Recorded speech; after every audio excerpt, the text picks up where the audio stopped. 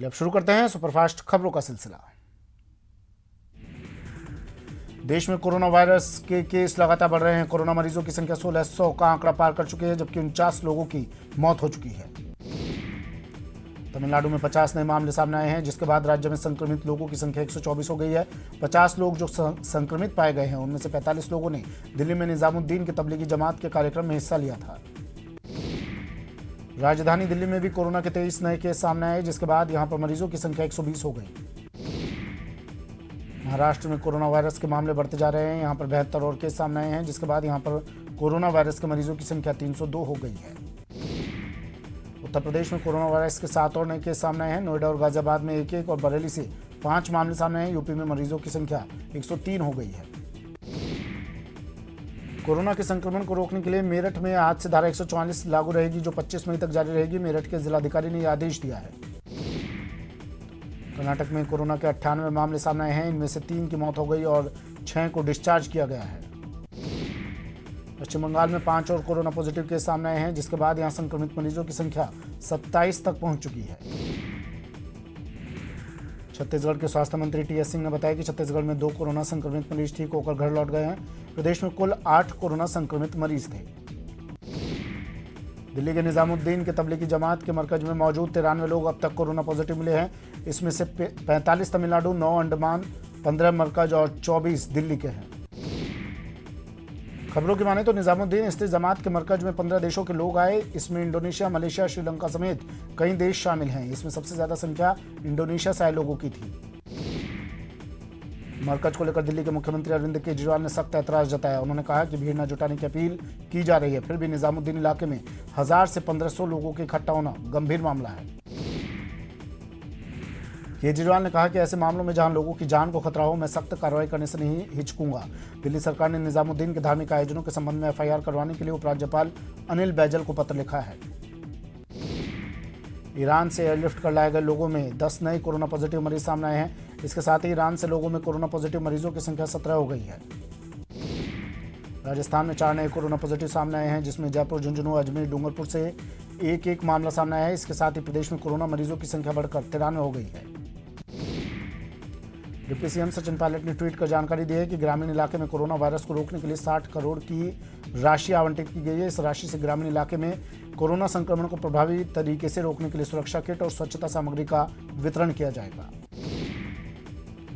विश्व में corona positive मरीजों का आंकड़ा 8,42,000 तक पहुंच गया और दुनिया भर में वायरस से मरने वालों की संख्या 40,000 के पार पहुंच गई है। स्पेन में 24 घंटे में 553 लोगों की मौत हो गई है। इसके साथ यहां मौतों का आंकड़ा 8,000 के पार पहुंच चुका है।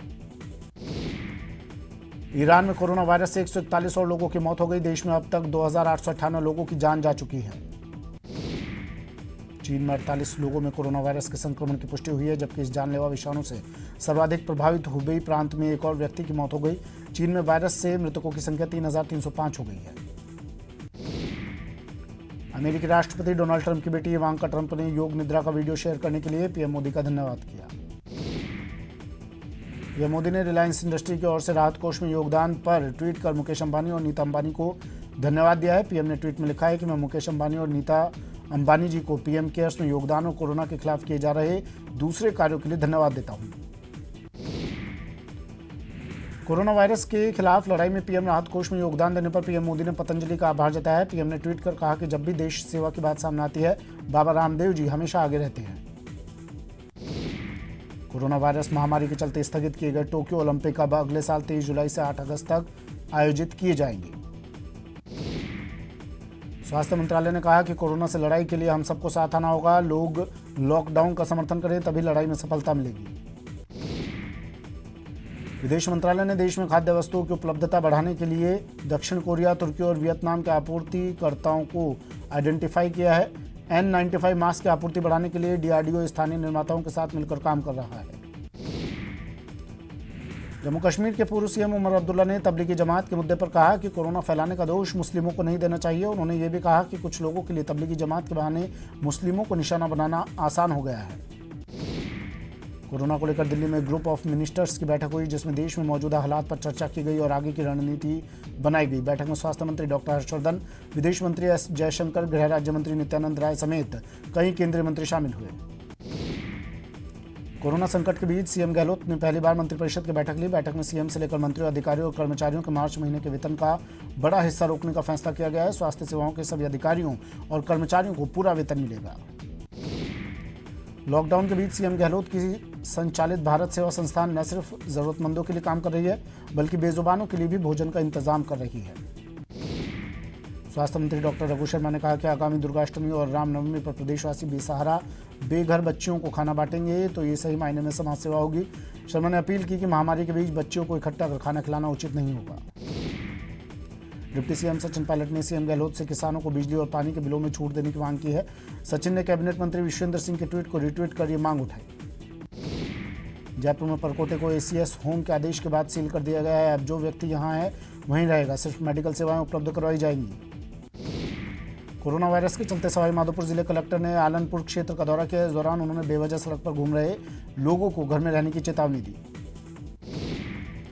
लॉकडाउन से मजदूर और दूसरे जरूरतमंद भूखे न रह जाएं, इसके लिए मालवीय नगर विधायक कालीचंद सराफ ने प्रभावितों को 1 महीने का राशन बांटा। भरतपुर में 5400 क्वारंटाइन बेड की सुविधा विकसित की गई। जिला कलेक्टर ने बताया कि जिले के 146 सैंपल जांच के लिए भेजे गए थे, जो सारे नेगेटिव पाए गए। धौलपुर के कम्युनिटी किचन में रोज करीब 500 लोगों के लिए भोजन तैयार किया जाएगा। कलेक्टर ने बैठक लेकर कम्युनिटी किचन की तैयारियों को अंतिम रूप दिया। जोधपुर की 2 मस्जिदों में पुलिस को 28 धर्म प्रचारक मिले हैं। इन सभी 28 लोगों को मस्जिदों में ही क्वारंटाइन कर दिया गया है। कोरोना वायरस के संक्रमण से बचाव के लिए अब श्रीगंगानगर जिला प्रशासन ने सख्ती दिखाई है। अब जिले की भीतरी और अंतर्राज्य सीमाएं सील कर दी गई हैं। कोटा जिला प्रशासन ने कोटा शहर की तमाम एंट्री पॉइंट की सीमाएं सील कर दी है। सीमाओं को बंद करने के बाद अतिरिक्त जिला कलेक्टर ने चेक पोस्टों का आकस्मिक निरीक्षण किया। भीलवाड़ा में अब तक 1355 सैंपल्स में से एक भी पॉजिटिव नहीं आया और मरीजों की संख्या 26 ही है। जिले में कोरोना रोकथाम के लिए व्यापक प्रयास किए जा रहे हैं। भीलवाड़ा में 3 अप्रैल से 13 अप्रैल तक जिला प्रशासन ने महाकर्फ्यू लगाने का फैसला लिया है। इसी के चलते व्यापक स्तर पर बैरिकेडिंग कर दी गई है। बाड़मेर जिला प्रशासन लोगों को अपने घरों में रहने की हिदायत दे रहे हैं ताकि लोग कोरोना वायरस के संक्रमण से सुरक्षित रह सकें। श्रीगंगानगर पुलिस ड्रोन कैमरे की मदद से लॉकडाउन पर नजर रखेगी और जो लॉकडाउन का उल्लंघन करते हुए दिखाई देंगे वहां तत्काल पुलिस जाब्ता भिजवाकर उन पर कार्रवाई की जाएगी। झालावाड़ में लोग लॉकडाउन की गंभीरता नहीं समझ रहे। इलाके में अब तक 2478 वाहन चालकों के खिलाफ कार्रवाई की जा चुकी है। झुंझुनू में अब तक 8 कोरोना पॉजिटिव केस मिल चुके हैं। भीलवाड़ा और जयपुर की तरह झुंझुनू में कोई कम्युनिटी स्प्रेड का केस नहीं है। झुंझुनू के गायक जाकिर अब्बासी ने एक गीत गाया है। जाकिर ने गीत के माध्यम से संदेश दिया है कि हमें सबको मिलकर कोरोना से लड़ना है। झुंझुनू में लांबी अहिर की नीरू यादव सैनिटाइजेशन का काम कर रही हैं और लोगों को मास्क भी बांट रही हैं। भरतपुर में लॉकडाउन का असर हाईवे पर भी देखने को मिल रहा है। हाईवे पर वाहनों की आवाजाही कम हो गई है। सिर्फ आवश्यक सामान को लेकर जा रहे टेम्पो दिखाई दे रहे हैं। जयपुर के एक डॉक्टर ने लोगों का मनोबल बढ़ाने के लिए एक कविता लिखी है, जिसके जरिए अखिलेश जैन ने बताया कि कैसे हम हिंदुस्तानी कोरोना का सामना कर सकते हैं। झुंझुनू में कोरोना का 8वां पॉजिटिव केस मिला है, जहां चिड़ावा कस्बे में रहने वाले एक शख्स की रिपोर्ट पॉजिटिव आई है। बताया जा रहा है कि यह शख्स 20 मार्च को दुबई से लौटा था। कोटा में कोरोना संदिग्ध की जांच रिपोर्ट नेगेटिव आई है, जिसके बाद जिला प्रशासन ने राहत की सांस ली है, लेकिन मरीज की अगली रिपोर्ट 48 घंटे बाद आएगी, जिसके बाद ही स्थिति स्पष्ट होगी। अलवर के किशनगढ़ बास ब्लॉक में कोरोना वायरस संक्रमण संदिग्धों की संख्या में 3 गुना इजाफा हुआ। यहां कोरोना संदिग्धों की संख्या बढ़कर 910 हो गई है। कोटा में रेलवे भी कोरोना से लड़ने के लिए पूरी तैयारी कर रहा है। मंडल रेल और हॉस्पिटल के लिए जरूरी चिकित्सा संसाधनों का निर्माण किया जा रहा है। जयपुर में 5 चाइनीज व्यक्ति मिले। जिस घर पर ये लोग मिले उस घर पर निगम ने सोडियम हाइपोक्लोराइड का छिड़काव किया। दौसा में समाजसेवी सूरज कटारा कोरोना के खिलाफ काम में डटे हुए हैं। कटारा अपने इलाके में सैनिटाइजेशन का काम कर रहे हैं। भीलवाड़ा से झुंझुनू आए 2 कोरोना संदिग्धों के आने से गांव में हड़कंप मच गया था, जिसके बाद गांव में सोडियम हाइपोक्लोराइड का छिड़काव करवाया गया। जोधपुर में कोरोना वायरस को लेकर शहर में नगर निगम प्रशासन ने केमिकल का छिड़काव करवाया है। साथ ही प्रशासन ने जनता से लॉकडाउन के दौरान घर में रहने की अपील की है।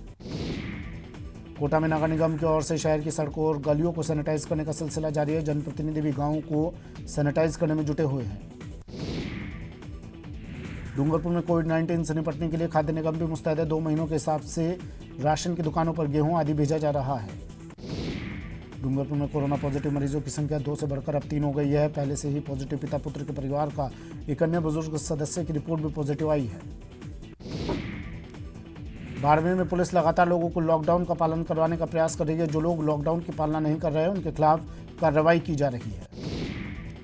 लॉकडाउन के बाद पहली बार जयपुर से भी मालगाड़ी शुरू हुई जो देश के अलग अलग रेलवे जोन में रसद सामग्री पहुंचाएगी। बाड़मेर जेल में 3 कैदियों ने जेल से भागने की कोशिश की, लेकिन तैनात गार्ड की नजर उन पर पड़ गई, जिसके बाद कैदियों को वापस पकड़ लिया गया। चूरू में फैक्ट्री मालिक मजदूरों को बाहर नहीं निकाल सकते, इसके लिए राज्य सरकार ने राष्ट्रीय आपदा प्रबंधन अधिनियम के तहत निर्देश जारी किए हैं। श्रीगंगानगर में मजदूरों के पलायन को रोकने के लिए प्रशासन ने सख्ती दिखाई और कलेक्टर शिव प्रसाद मदन नकाते ने कामगारों और मजदूरों के रहने और उनके खाने पीने की व्यवस्था करने के आदेश दिए। वक्त एक ब्रेक का है, जल्द हाजिर होंगे।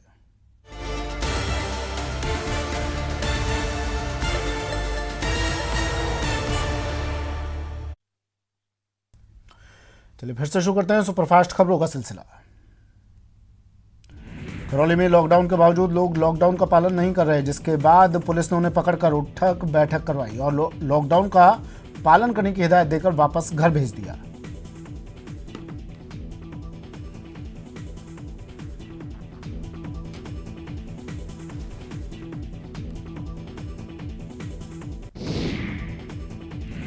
संगरिया पुलिस ने रतनपुरा चौराहे पर लगाए नाके पर एक पानी के टैंकर को रुकवाकर तलाशी ली, जहां पानी के टैंक में छुपकर सफर कर रहे 2 लोग मिले, जिन्हें मेडिकल जांच के लिए भेज दिया। वहीं ट्रैक्टर चालक के पास आवश्यक कागज न मिलने पर हेड कांस्टेबल दुलाराम ने ट्रैक्टर सीज कर दिया। कोटा में एक महिला पुलिस अधिकारी लोगों को लॉकडाउन का पालन करने का संदेश दे रही है। महिला पुलिस ऑफिसर लोगों को सैनिटाइजेशन का ध्यान रखने को कह रही है।